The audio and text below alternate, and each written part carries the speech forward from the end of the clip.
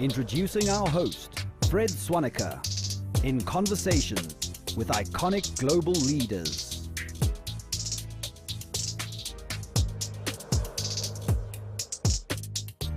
Welcome to the Pathway.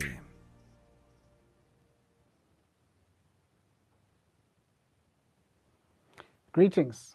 My name is Fred Swaniker, and I'm the founder of The Room. It gives me immense pleasure to welcome you to the Pathway. As Room members, you are the world's most ambitious doers, the innovators, disruptors, entrepreneurs, and leaders who will shape the world. And here in The Room, we challenge you to do more with the opportunities and skills you have, to solve the world's toughest problems. This conversation series, The Pathway, aims to demystify the road to success.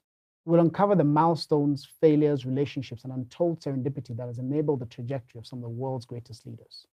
Our hope is that it will give you some insight to help you craft your own journey of impact. In our final episode for 2020, I'm sure you'll agree that this year has been one of the most horrendous years in history. So I'm thrilled that our guest today is someone who I know will uplift your spirits as we wrap up this year. She's one of the most amazing human beings I'm lucky to know, a truly authentic, humble, and passionate leader who's committed to creating opportunity for others. My dear friend, collaborator, inspirational leader, Rita Roy, president of the MasterCard Foundation. Let me tell you a bit about Rita. Rita was born in Malaysia and has been described by many as a thoughtful leader and passionate advocate for the world's most vulnerable. She began her career working for the UN before transitioning to the private sector, where she led a number of global health programs at Bristol Myers Squibb and the Abbott Fund. Rita then joined the MasterCard Foundation, where she has been leading their efforts in serving more than 45 million people living in poverty worldwide. During her tenure, the foundation has committed over $3.9 billion to education, skills training, and financial inclusion programs, primarily in Africa. As a change maker and key leader, Rita has received various awards, including the Distinguished Achievement Award from Tufts University, the C3 Women Empowerment Achievement Award, the Class of 1947 Memorial Award from the Fletcher School of Law and Diplomacy at Tufts University, the Women of Distinction Award from the YWCA in Toronto, and 7 honorary doctorates. So, she's accomplished one or two things in life. Rita, welcome to the Pathway. It's so great to see you again. Thank you so much. What a wonderful welcome. Thank you. You're welcome. I'm really looking forward to having the conversation with you today. Let's get straight into it. Now, Rita, you were raised in Malaysia as the child of 2 immigrants. And you yourself became an immigrant when you moved to the US as a teenager. How have these experiences impacted your view on the world? Wow, and then an immigrant again to Canada, which is where I am right now. So I'd have to say that, my parents, my mom, I've lost both of them now. My mother was Chinese and my father from India. And they came to Malaysia before independence, when it was still Malaya. And when I look at photographs of their lives and I look back at photos of our lives when growing up in Malaysia, one of the things growing up in a multi-ethnic, multi-racial, multi-faith country is that you learn to see people. You learn to really see them. I mean, you see their faces, you see the colors of our skins, you listen to language, you listen to words, you listen to stories and cultures. But the most important thing is about learning to see people and to see no limitations of who we are, but to really understand who we are. And that's one of the reasons why, coming to the US when I was 16 years old, living with families, I came as a foreign student. And then later on my own throughout life, I remember a few things about the importance of accepting and really being curious about people, because people were curious about me. And sometimes, while I may not always understand their motivations for why they were curious, at the end of the day, they just wanted to know who I was. And so I think of that, and I think about the young people we work with today. I think about people I meet, and I'm so fortunate to meet in my travels like you. And I'm always wondering about, what's your story? Why are you here? What are you seeking to do? Who are you really? and that's when you get to much deeper and you make a connection. So that's my view on the world. And I can absolutely attest to that. We've traveled around the world, so many different places, and one of the things I always notice about you is you stop and you make time for people. And now when you say you see people, because you've been seen, and I think you want to see others. And I always remember whenever we're going on a tour in Ethiopia, or it could be Malawi, and we're meeting different folks, and we want to move on, and Rita is still there having a conversation with someone. Yeah, exactly. So no, okay, no, that's wonderful. So in your travels and your experiences around the world really taught you to see people. I love that, and it really speaks a lot to who you are. So Rita, I came across this childhood photo of you holding a debate championship trophy. Yes, that is what you look like. I'm curious, what debate topic won you that trophy? And did those debating skills ever come in handy again? Actually, also tell us, how old were you when this picture was taken? Oh my God, look at those glasses. I think I was 14 years old, maybe 13 or 14 years old. It's kind of scary. So I went to a girls' school, and you could see the uniform that I'm wearing. It was a convent school in Malaysia, in my small hometown of Ipoh, and I was part of the debate club. And I don't know why I was selected, but maybe because I could speak English well, and maybe because I like to run my mouth. I'm not sure why. But that trophy was a trophy we had for a year, because there were 3 girls on the debate club, and we beat, I remember, the St. Michael's Boys' School. We just beat those boys flat in the debate, and that was just a proud moment. I don't even remember the topic anymore. But one thing I think from debate club was you learned about different perspectives. And if you had to argue a proposition, you had to know the proposition, both sides of it, or multiple sides of it.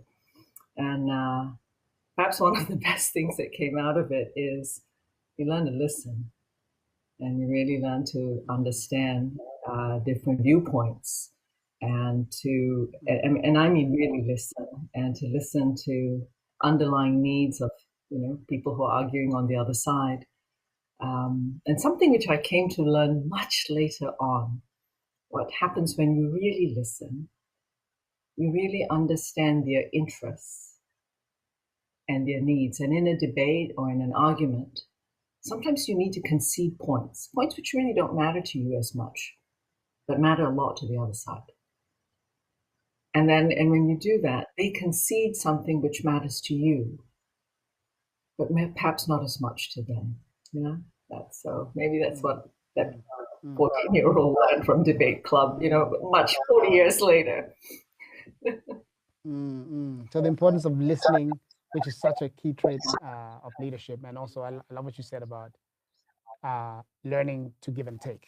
Sometimes conceding on a point that actually doesn't really matter that much to you, but could mean a lot to someone else, allows you to bridge the gap and actually form a relationship and find a way forward. Where were you when the U.S. election debate was happening? I mean, you talk about listening, right? They should have had you coach those guys this year. Oh my God! Sometimes that was such a painful thing to observe. But I was in Toronto and watching it on my iPad. Yeah. But I think the whole world can take a lesson in listening, and perhaps that was an example of a low point, and how not to be, and how to do it, and how not to be, how not to do it. Yeah. No, that's great. Don't get me started on politics. Okay, we'll take that off the limits today. So you went from running Model UN at your university to eventually working for the UN as one of your first jobs. Talk about manifesting your destiny. Now, tell me, Rita, was that pathway intentional, or was it just serendipitous?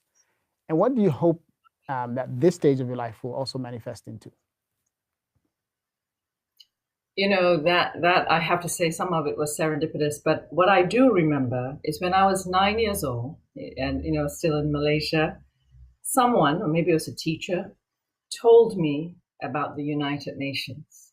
And I remember being so fascinated, just a kid, fascinated by the fact that there would be people from all over the world. And I just imagined it as like one room and that we'd all be there. And I remember telling the teacher, one day I want to work there. That's where I want to be. And of course, completely forgot about that. But when I went to the Fletcher School of Foreign Diplomacy, which is the School of International Affairs, the UN loomed large. And so after graduation, I probably networked with a lot of Fletcher alum who were there, and somebody felt sorry for me, and they just gave me a chance. They gave me a chance, and that's how I had an opportunity to work there for 2 years. But when I think about that, was an enormous classroom, fantastic classroom. But I also realized, to my surprise, it wasn't for me. It wasn't for me, and in part because it's an environment which requires, at the UN Secretariat, quotas. You had to have the right nationality, and I didn't have those kinds of networks with my government at the time. And so I chose a different path, and I was fortunate to meet wonderful mentors, and that's why most of my career was in the private sector. And when I think about, landing here at the MasterCard Foundation, completely also unexpected, but maybe I was just waiting and open to an opportunity so that when it came, I seized it. And I've never looked back. And I think this is by far the best job in the world, because it isn't a job. It's just a calling, and it speaks to my heart, and it speaks to what I think I'm here to do, for this time that I have, to steward some resources and to think about the impact that the foundation, but not just the foundation, so many organizations we're so fortunate to work with, like the Africa Leadership Group, and what we can do together. So that's what I hope for. Wow, fantastic. So from the age of 9, thinking about going to work at the UN one day, to being in Model UN when you're 18, 19, eventually working there, and then also really just talking about the power of serendipity and the power of sort of just of envisioning your future, and you never know what happens. That's great. So let's talk a bit more about your family background. When in 2008 you went to Bangladesh to visit BRAC, which is an early partner of MasterCard Foundation, and while there, you made a visit to your father's ancestral village. Your father's from Malaysia. Sorry, your father's from India originally. Your mother's from Malaysia, and you went where your grandparents came from. What did you learn from that village visit when you went back to Bangladesh? Oh my God! How do you come up with these photos out there on the internet? Oh goodness! We've been doing our background work on you. God, it's kind of frightening. First of all, I have to pay tribute to Sir Fazla Abed, who, as you know, we lost this year. When I met Abed Bhai, he's just such a giant. He said to me, "Rita, your last name, is that a Bengali name?" And I said, "Yes, that's where my father came from India and he grew up in Calcutta." And he said, "I bet you, if you asked, there's a village, find out that name of that village." So of course, I called my aunt who lives in Calcutta, and I said, before independence, when, that what is today Bangladesh and India were one country, do you remember the village? And she said, "Of course I remember the village. The name of the village is Lahunda." And so I told Abed Bhai, Lahunda. And what the photo that you see is about I can't remember how many hours drive out of Dhaka. So we drove, we had to stop the car, we had to get into these rickshaws, and then we walked. And when we got into this village, I can't tell you the emotion, but what I can say is that I met a group of women of all ages. There were very few men. In fact, all the men had left and gone to either bigger towns where they were earning money and they were sending some money back. But the women were just managing just fine. And it was my first real encounter with what microfinance could do. But at the same time, that moment, just being there, and after everyone was assured that I had not come back to reclaim any kind of property, and they thought, you're a daughter of the village then. And this is a tiny village where there are no cell phones, but I don't know how word spread right across the village and a crowd gathered. And there was a man who must have been in his 80s. And he said he remembered my grandfather and my great-grandfather, because he was a small boy. And he remembered that my great-grandmother ran a school for the village kids when the family would come back to the village. And he asked me, he said, would you like to see where the house of your great-grandparents was? And I said, yes. And I asked, is the house still there? He said, oh, no, it's all gone, but I want to walk you there. And so I got there, and it was a site where, there were other homes, kids were playing, looked like soccer on a field. And I called my aunt. And you have to remember that this was a time in 1947 where India and Pakistan came to be at independence. And Hindus went one way and Muslims went another way. And my father's family were Hindus, and so overnight they became refugees. And they fled to Calcutta. And so there's pain in remembering that for my aunt. And when I told her that I was calling her on my cell phone, standing on the site of where this house once had been, where she may have remembered as a little girl playing, and that, that things had changed. And she asked me what I saw, and I described it. And I have to tell you, Fred, what I thought of was that in a span of 100 years, that 100 years is nothing. And that how life is amazing, that, my father's family left that space, that particular spot, ended up as refugees in Calcutta.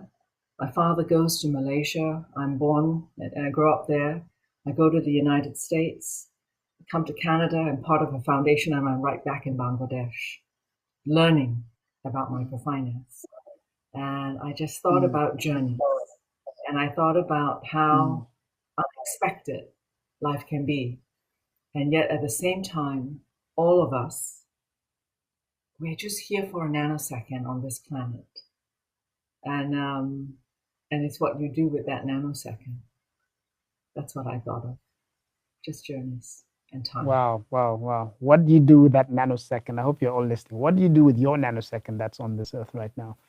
And I really like also just the way things went full circle, right? Your grandfather leaves the village, and you eventually come back, almost 100 years later to learn about microfinance, which actually became one of the big initiatives that the foundation did. So wow, that's powerful. What are you going to do with your nanosecond on this earth? So moving on and speaking about your mother. Now, your mother was a champion for your education in your early years. And today you share her passion for women's education. Can you talk a bit about why? Wow.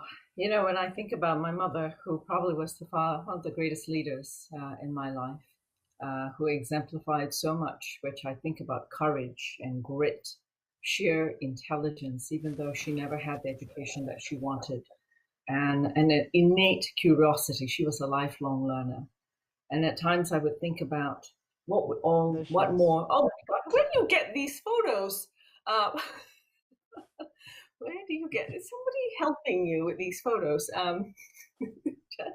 But my mom believed so much in an education, because she didn't get the education she so deserved and so she so wanted. But that didn't stop her from being a lifelong learner. And when I think about girls and women who I've met in my life growing up, who I have had the great fortune to encounter, and I think about how many lives they change, not just of their kids and not just of their family, but in the community. And I think about that multiplier effect.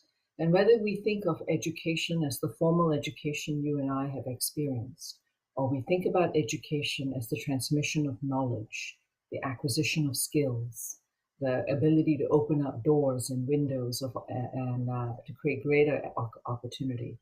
I think about the multiplier effect women have.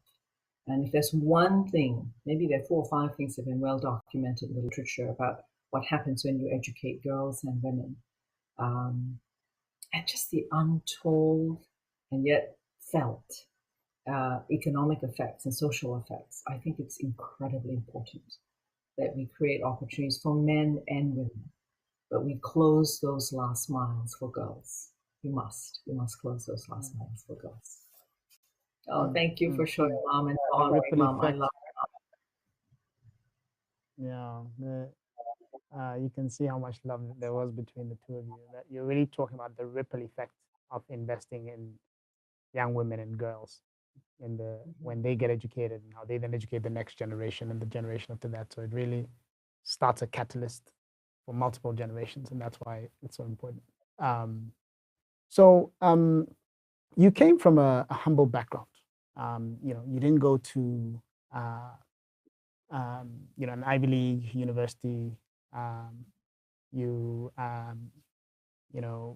started out in Malaysia, and you were an immigrant, and today you are running one of the largest foundations in the entire world, right? With billions of dollars that you are stewarding. I think over $35 billion that you are right now, responsible for. What have you learned from that journey about the pathways to success and impact?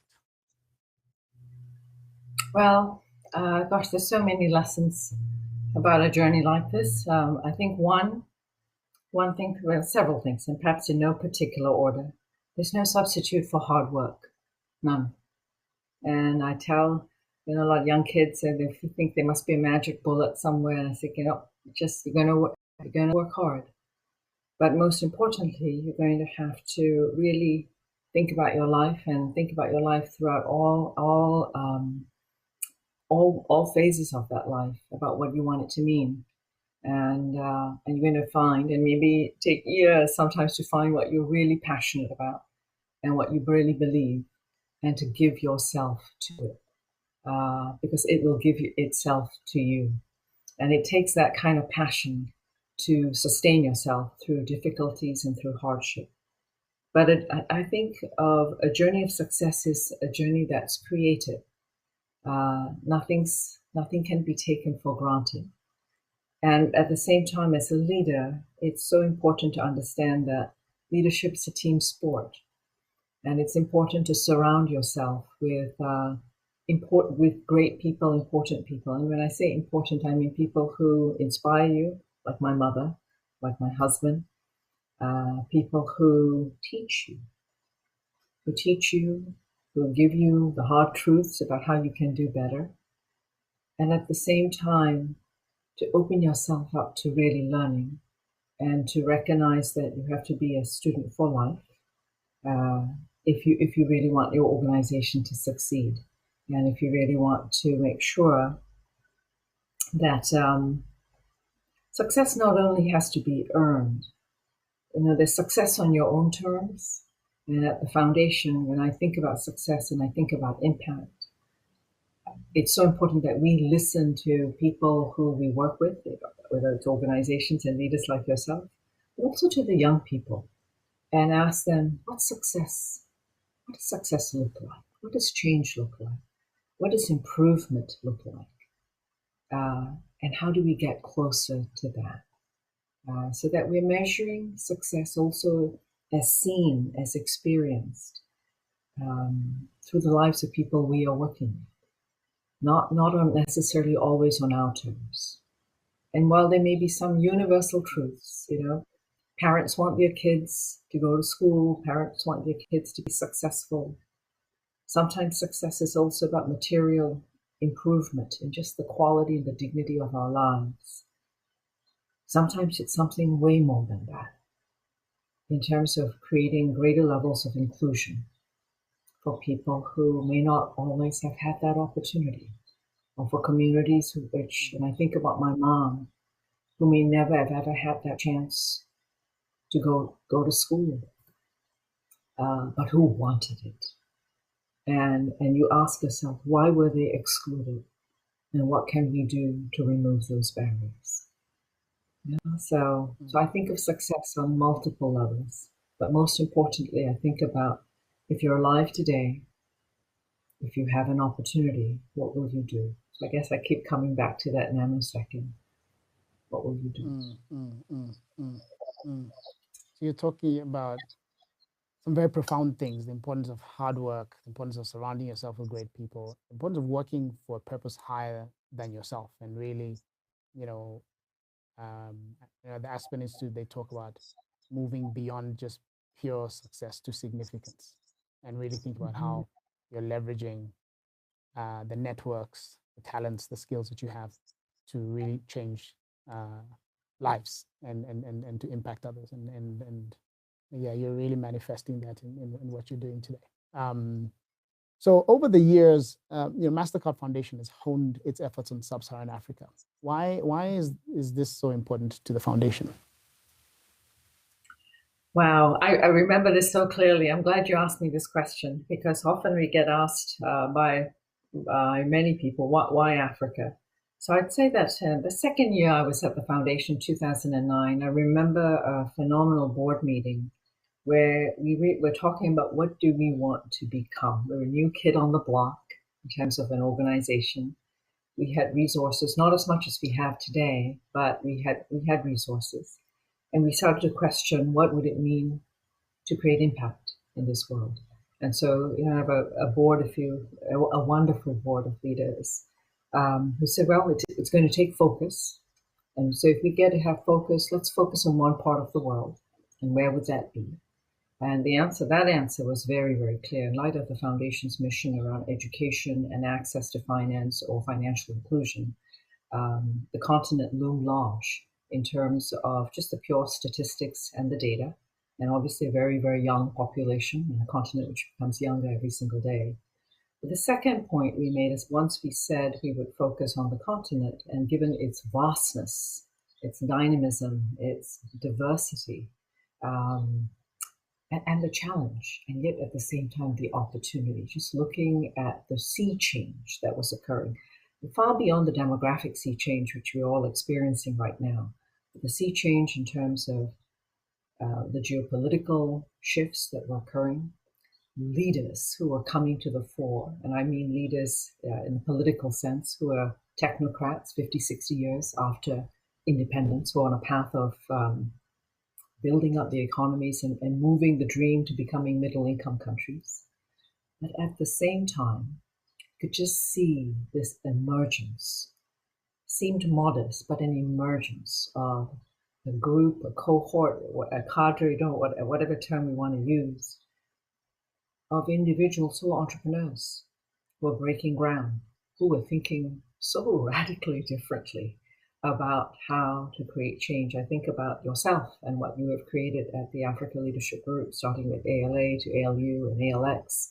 But there were similarities in other spheres. People like James Mwangi, who had reinvented banking, Patrick Awa, who had basically put up what is a world-class university with grit and determination, but just so many different ways of shifting. And we thought, gosh, isn't that where we should be? And be participate in such an exciting, unfolding narrative. And what would that be like? We should not pass on this opportunity to accompany this story. And that's why we focused on Sub-Saharan Africa.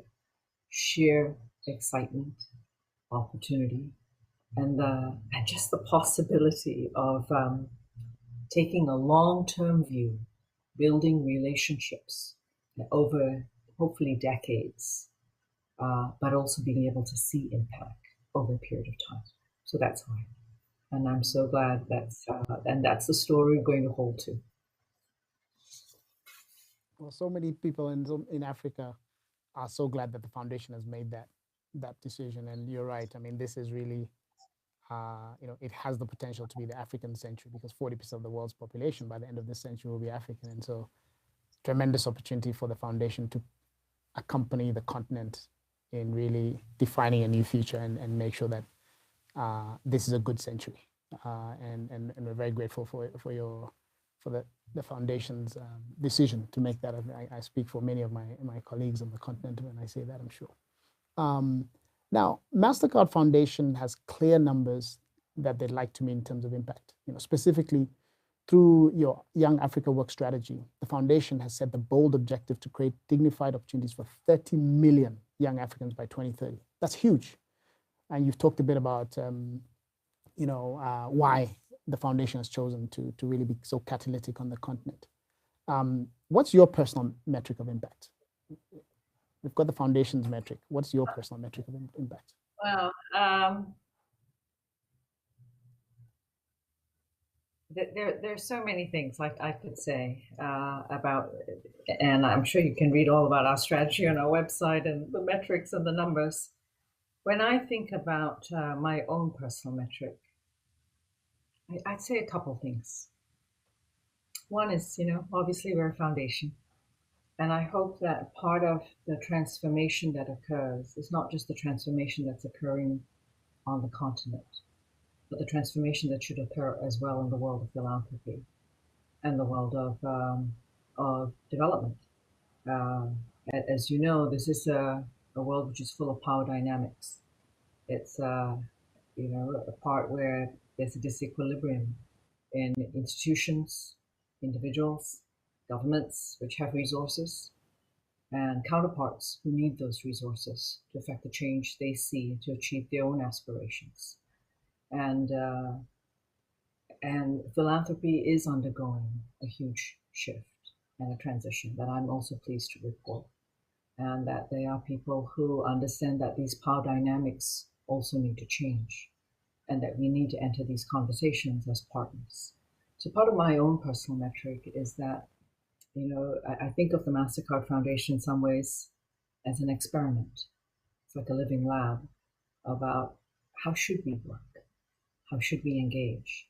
And in so doing, I hope that we transform as an organization to think about partnership at a much more profound level. I like to think that we really engage in that listening I spoke of as a kid in the debate club, that we listen and that we walk our own talk. And that part of my own personal metric is that philanthropy, and I see the rise of African philanthropists in light of people who have done well and who are also looking to have impact and create legacy. That part of that legacy for all of us is about treating others with dignity and recognizing that when we count life in terms of material wealth, we really impoverish ourselves. But when we think about understanding what it means to be a human being or human enterprise, and it is about creating dignity for all of us, that's a transformation. It's when we have that in our minds and we are clear that philanthropy is not about charity. It is about creating equity, and it is about enabling the dignity in all of us to shine. That's my metric. Wow, I love that. Philanthropy is not about. It's ultimately, you're saying, it's about dignity and empowerment and equality, and really, it's not about the money, but it's much more about the change and how you level society, and that's really what you're going, what inspires you. Fantastic. So we're about to go to questions from our in-studio audience, virtual in-studio audience. But before we do that, I'm just going to ask you, Rita, one of the very quick question. Here in the room, we have the notion of a pathfinder, which is someone that walks the path with another individual, someone who is on a mission or a quest, and serves as a co-pilot and as a navigator to open doors, to connect the person to opportunities. You may have seen the movie Jerry Maguire, where you have, Tom Cruise's character working with Cuba Gooding Jr., trying to connect them to opportunities that help Cuba Gooding Jr. to further his mission in life. So we see Pathfinders as a similar thing, someone who can work with members of the room to help them to achieve their mission, to connect them to opportunities that can help them to have more impact.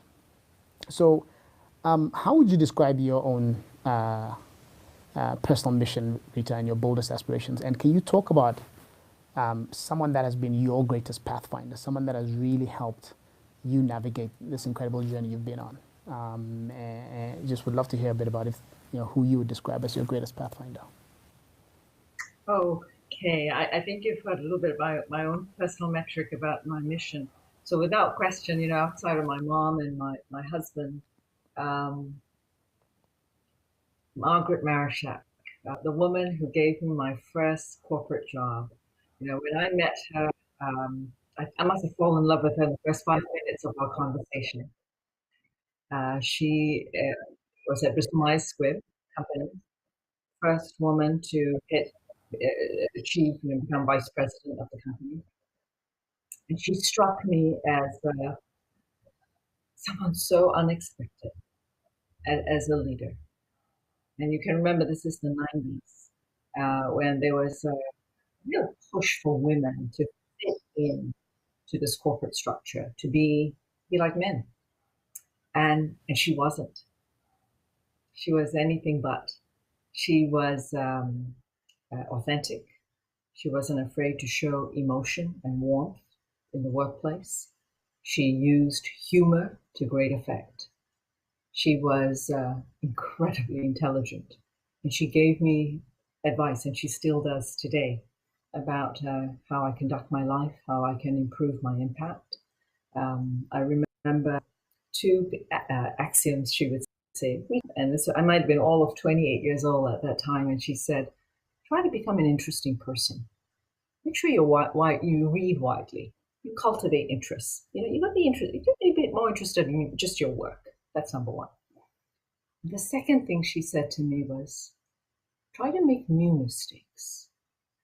Don't make the same ones. Just make new mistakes in life.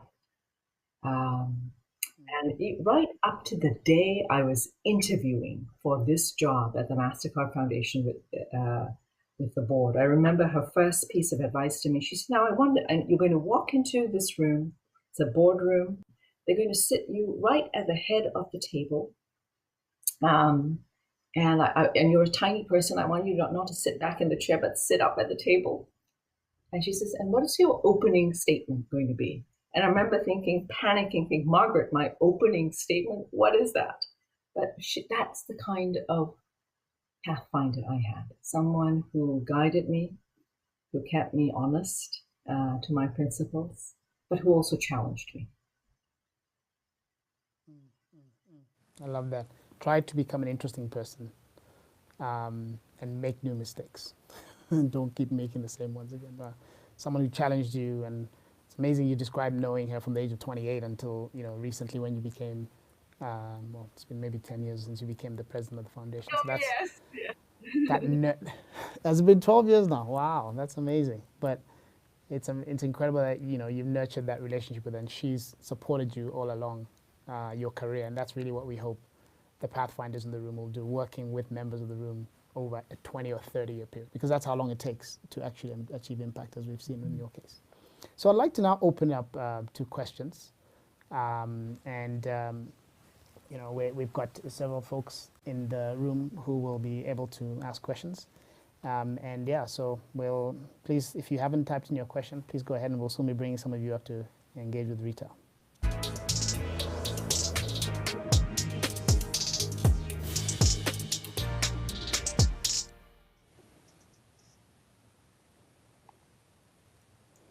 Okay, great.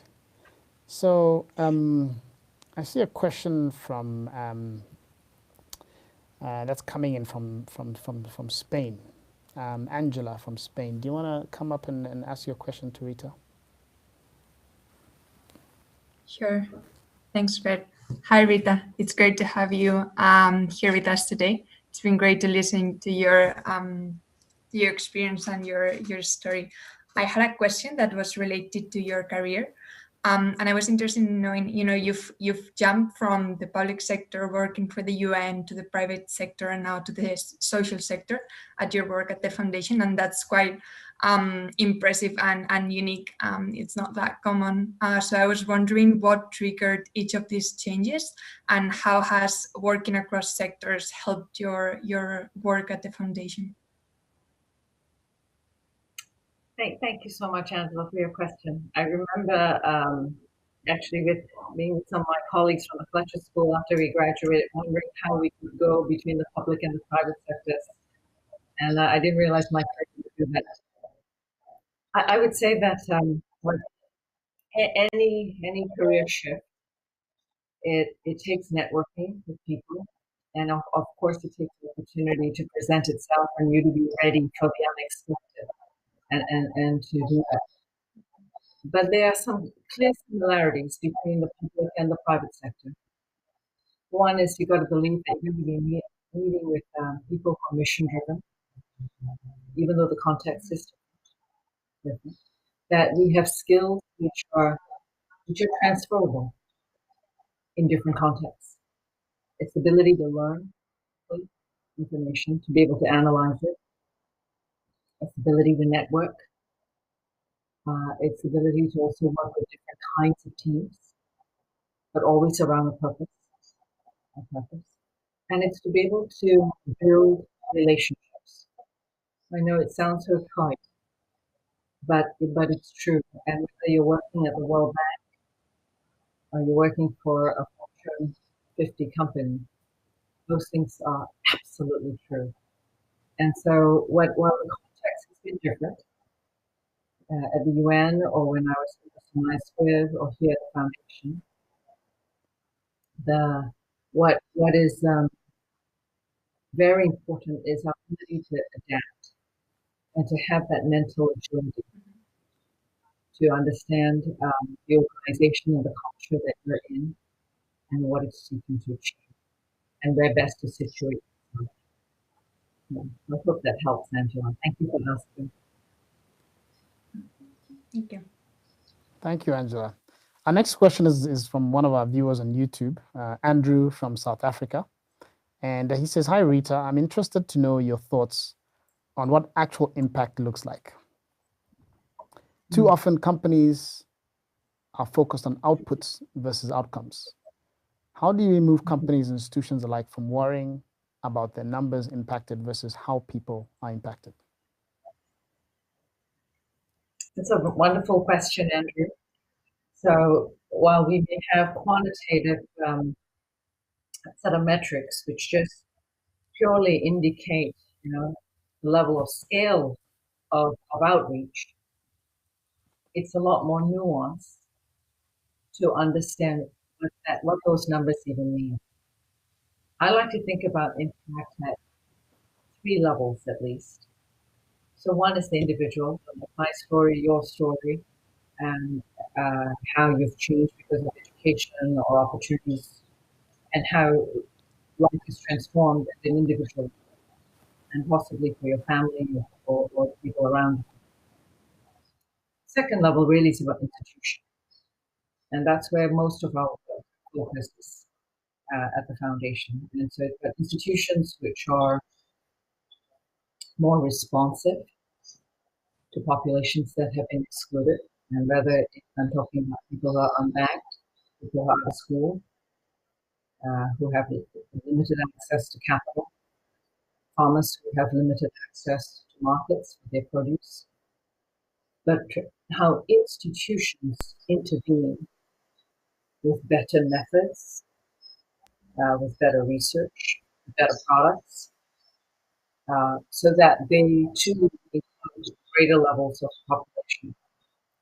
So institutional shifts, which occur both at governance, leadership, and strategy, and a mindset and mission. And then probably the holy grail in all of this is how systems shift. And systems are a composition of institutions, markets, and policies. And that is something well beyond any one organization, beyond the foundation, but very, very clearly important in terms of sustaining impact, sustaining momentum. So that's how I think about the three goals. And there's one other piece. There are things which we can see as an organization. So you can see what happens when a young person goes to school, graduates, creates a job or gets a job, and there's some of the economic effects that occur.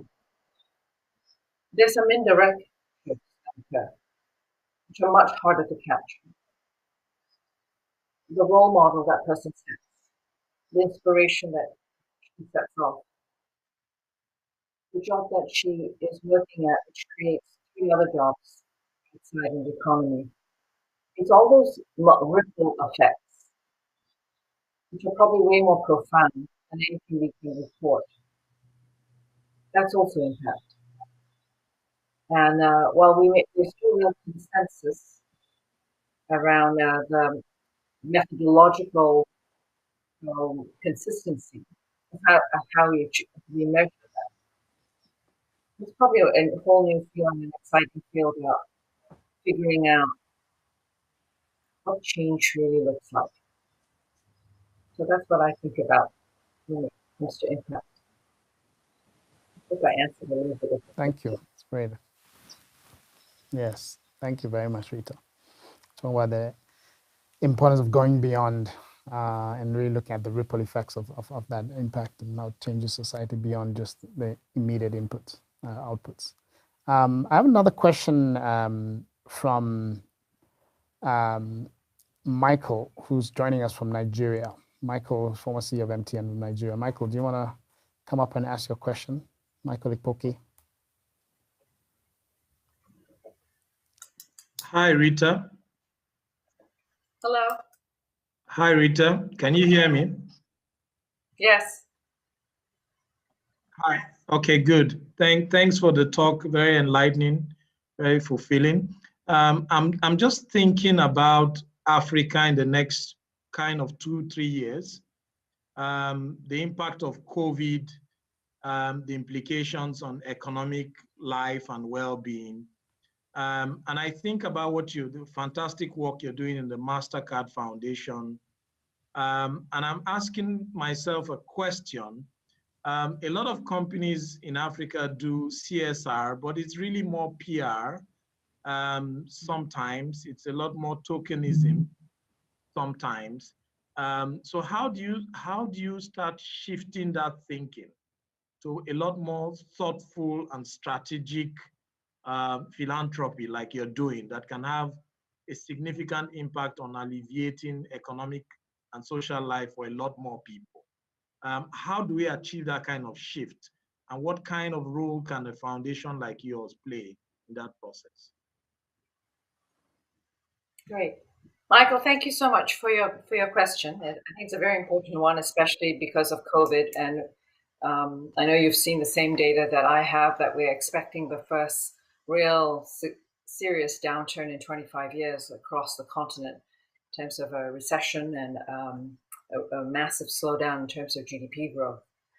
When I think about CSR, first of all, I should clarify that, of course, the MasterCard Foundation is completely separate from MasterCard, the company. We owe so much to the company for creating the foundation, but for also setting up as a completely independent entity with its own board and governance and policies.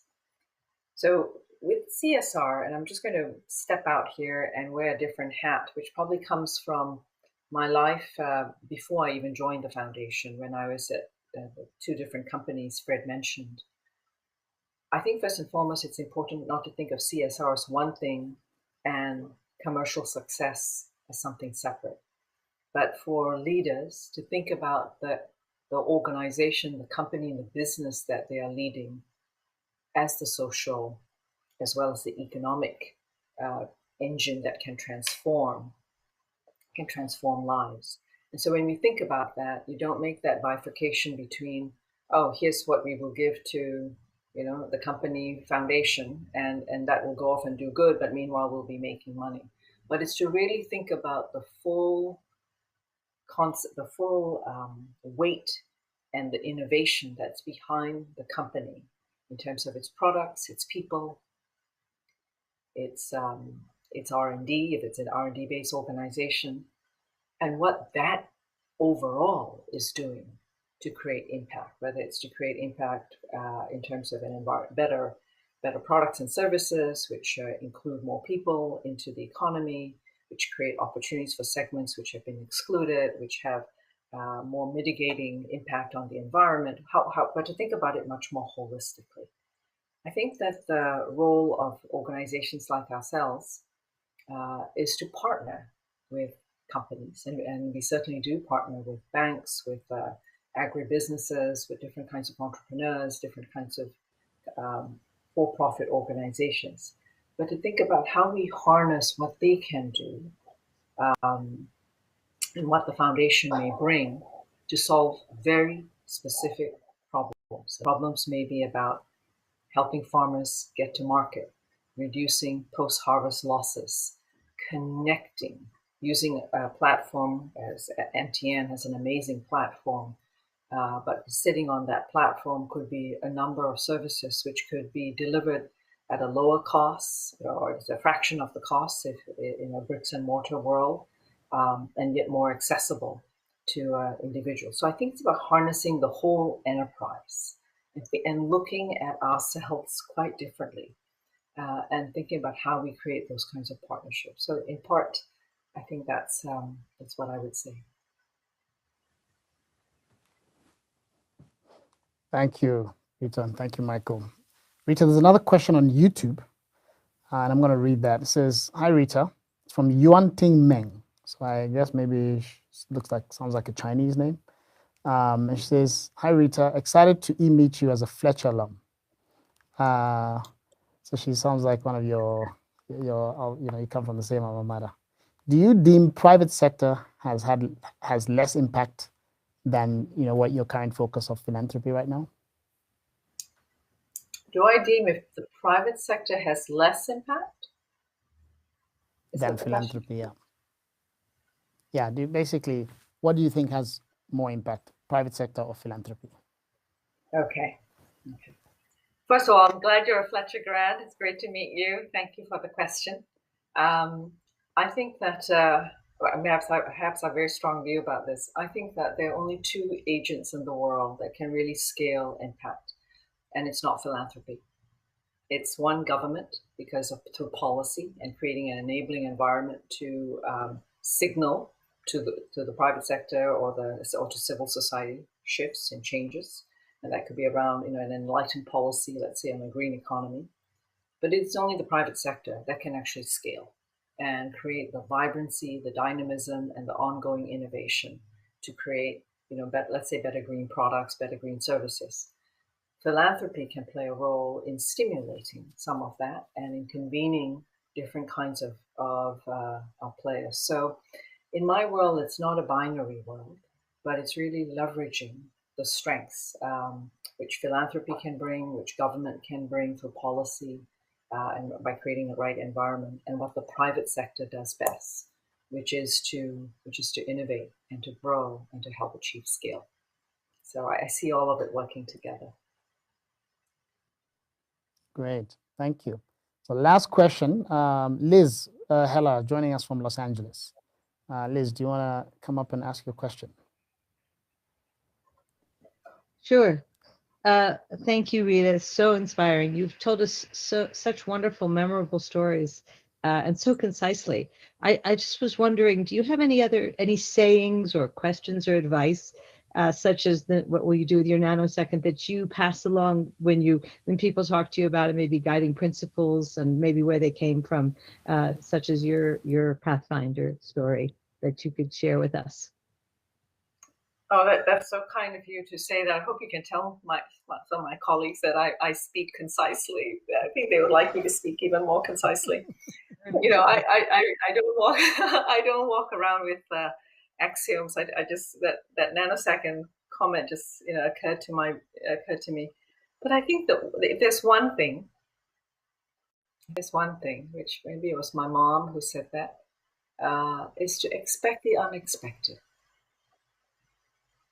and not to worry about leading an overly planned life, and where you think you can just curate such a perfect career, perfect life, perfect marriage, perfect anything, but rather to have that aspiration, have that dream, but then expect the unexpected.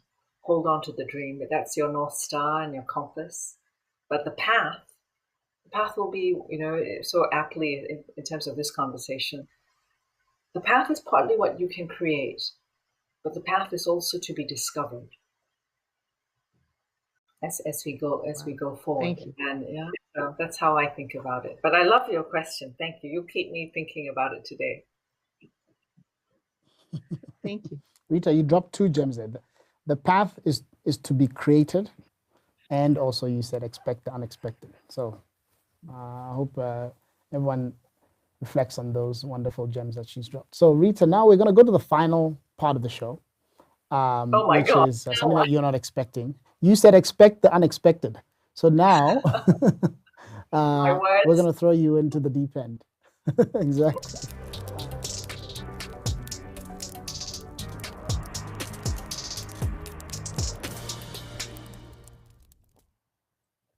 And what's going to happen now, Rita, for the last few minutes that we have? Don't be nervous. You're a pro at this. Expect the unexpected. So I'm going to ask you a series of rapid fire questions in the last 5 minutes.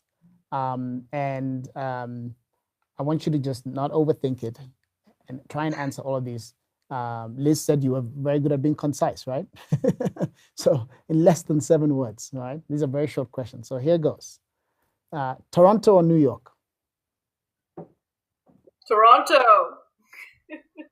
Toronto, okay. Education or financial inclusion? Both. Both. Cheating. Mentor or mentee? A mentee for life. To be a Mentee mentee for life. Nasi goreng.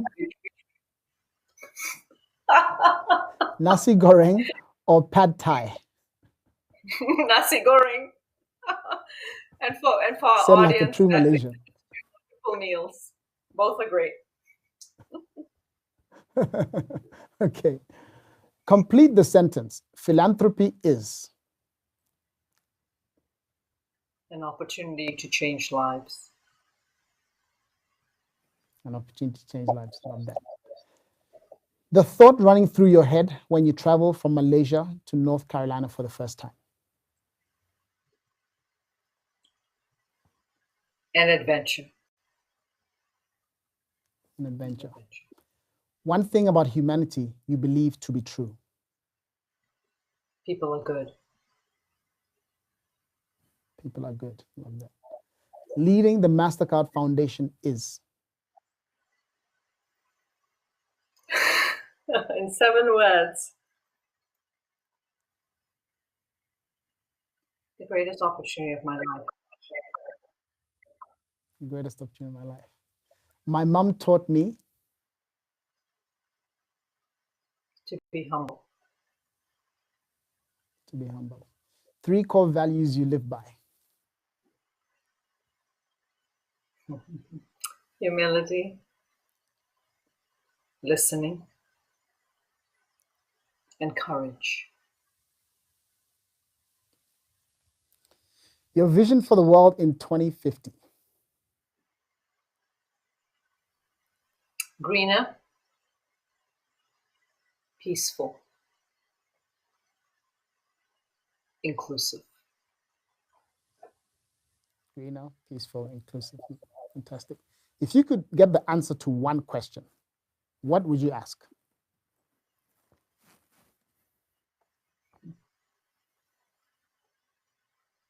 How do we find that peace? How do we find that peace? What's the strangest thing you've ever eaten, Rita? Oh, God. Probably scorpion, fried. Oh, scorpion. Fried scorpion. Okay. Did it taste good? No. I'm still trying to block that out of my system. Okay. What's the lowest school grade you were ever given, and what subject was it? Oh God, it was a fat 0, and it was in doing. We didn't call it math; we called it sums, and I might have been 8. And I remember I cried for a day because my brother said, "You got a big duck's egg. You're a fat 0." And I was, probably scarred for life. Okay. So Rita, who's your celebrity crush? Oh, for God's sakes, do you mean me embarrass myself here? Okay, I have to say, I think Daniel Craig walks on water. All right, Mr. James Bond. Your house is on fire. What did you grab first? I was going to say, if there's a human being in here, that's who I would grab first, and that's who I would leave the house with. But I live alone, and I think the first thing I would grab is just the picture I keep always next to me is a picture of my mom and my husband. Though actually the one you showed at Fletcher, and I'd leave. You live with that. All right. What TV series are you watching right now? I don't own a television, so I don't watch TV. And I'm not watching a series. I'm sorry. I've not owned a television ever. So, but I might break down when I move to Kigali and buy a TV. Wow. I didn't know that about you. I also never used to have a TV, but eventually we gave in a few years ago. The favorite thing in your wardrobe? Scarves. Lots of scarves. Final question. In 5 years, we will look back on 2020 and say how much we learned and how resilient we were. Fantastic. What a wonderful way to end this conversation. And in fact, what a wonderful way to end this year and the final pathway for the year. With the words that you've shared with us, Rita. Thank you so much for joining us. It's been a pleasure spending time with you as always. And thank you for all that you're doing with the MasterCard Foundation to change the world. And may you continue having more impact, and may you continue leaving this world incredibly better than you left it during your nanosecond. Thank you so much, Fred. Thank you. Thank you, everyone. So thank you, everyone, for joining us. And to our YouTube viewers, please fill out the feedback form that's posted in the chat. To our Zoom viewers, stay on the line for further discussion. Again, this has been my pleasure hosting you. My name is Fred Swaniker, the founder of The Room. Thank you. Thank you for joining us on YouTube today. Do tune in next time and be sure to like and subscribe the Pathways channel. For our members who've joined us on Zoom, do stay on the call for more conversations